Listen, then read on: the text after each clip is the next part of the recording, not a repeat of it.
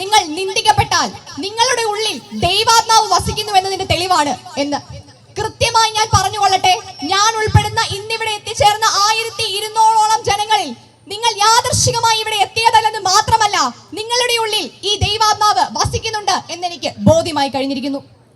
ക്രൈസ്തവർക്ക് നേരെയുള്ള നീതികൃഷ്ടവും ഉച്ചനീത്വം ഇല്ലാത്തതുമായ പല പ്രവർത്തനങ്ങളും കഴിഞ്ഞ ഇടയിൽ വർദ്ധിച്ചു വരുന്നുണ്ടെങ്കിൽ കൂടി ഈ ഇടയ്ക്ക് കാഞ്ഞിരപ്പള്ളി രൂപതയ്ക്കും കത്തോലിക്ക സഭയ്ക്കുമെതിരെ വർദ്ധിച്ചു വരുന്ന പ്രത്യേകിച്ച് പല യുവജന പ്രസ്ഥാനങ്ങൾ വഴിയും ഇഴച്ചുവിട്ട് അടിച്ചമർത്താൻ ശ്രമിക്കുന്ന ഒരു പ്രത്യേക വിഭാഗം സമൂഹത്തിന്റെ മുൻകൂട്ടിയുള്ള പല തീരുമാനങ്ങളുടെയും അജണ്ടയുടെയും ഫലത്തിന് പകരം എന്ന വർണ്ണമാണല്ലോ നാം ഇന്നിവിടെ കൂടിയിരിക്കുന്നത് തന്നെ.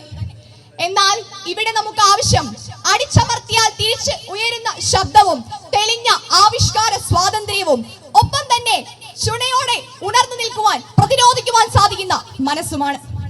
ക്രൈസ്തവ വിദ്യാഭ്യാസ സ്ഥാപനങ്ങൾക്കെതിരെയുള്ള ഇത്തരത്തിലുള്ള പ്രവർത്തനങ്ങൾ ഇന്നോ ഇന്നലെയോ തുടങ്ങിയതല്ല.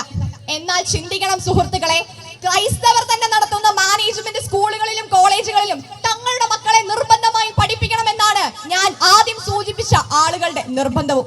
കാരണം കാഞ്ഞിരപ്പള്ളി രൂപതയിലെ തന്നെ ഈ പറയുന്ന അമൽജ്യോതി കോളേജും മറ്റു കോളേജുകളും സ്കൂളുകളും തന്നെയാണ് കേരളത്തിൽ ഏറ്റവും ഉയർന്നു നിൽക്കുന്ന റെപ്യൂട്ടഡ് ആയിട്ടുള്ള സ്ഥാപനങ്ങൾ.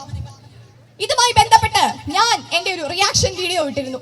അതിന് വന്ന കമന്റ്സുകളെല്ലാം പലരും അമൽജ്യോതി കോളേജിലെ തന്നെ അലുമിനീസ് ആയിരുന്നു.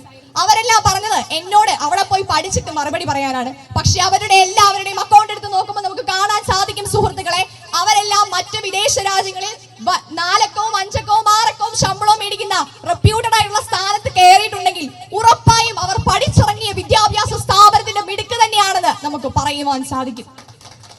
അത് നമ്മുടെ മാത്രം എടുക്കല്ല, ഈ പറയുന്ന കുട്ടികളെ കൊണ്ട് പറയിപ്പിക്കുവാൻ ശ്രമിക്കുന്ന ഒരു കൂട്ടം ആളുകളും നാം വിലയോടെയും ബഹുമാനത്തോടെയും സ്നേഹത്തോടെയും കാണുന്ന വെള്ളയിട്ട അച്ഛന്മാരെയും കന്യാസ്ത്രീകളെയും വെള്ളയിട്ട പിശാചുകൾ എന്ന് പറയുമ്പോൾ പ്രതികരിച്ചില്ലെങ്കിൽ, ചോര തിളച്ചില്ലെങ്കിൽ അവിടെ നാം ക്രിസ്ത്യാനിയാണെന്ന് പറയുന്നത് കൊണ്ട് എന്ത് അർത്ഥമാണുള്ളത്?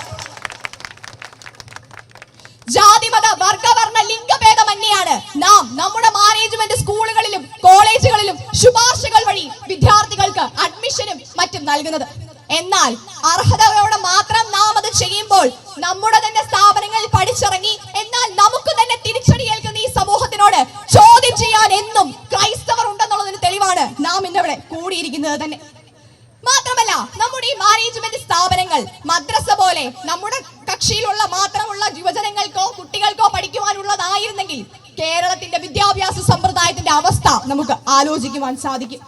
ഈ പ്രതിസന്ധികൾ തരണം ചെയ്യാൻ ഒന്നായി, ഒരു ഗണമായി, ഒറ്റക്കെട്ടായി ഭൂമിയുടെ ഉപ്പും ലോകത്തിന്റെ പ്രകാശവുമായി ഈശോയോട് ചേർന്ന് നമുക്ക് പ്രവർത്തിക്കണം.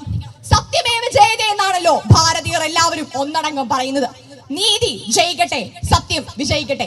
നന്ദി, നമസ്കാരം. ജയ സമയം പ്രസ്ഥാനം വിജയിക്കട്ടെ.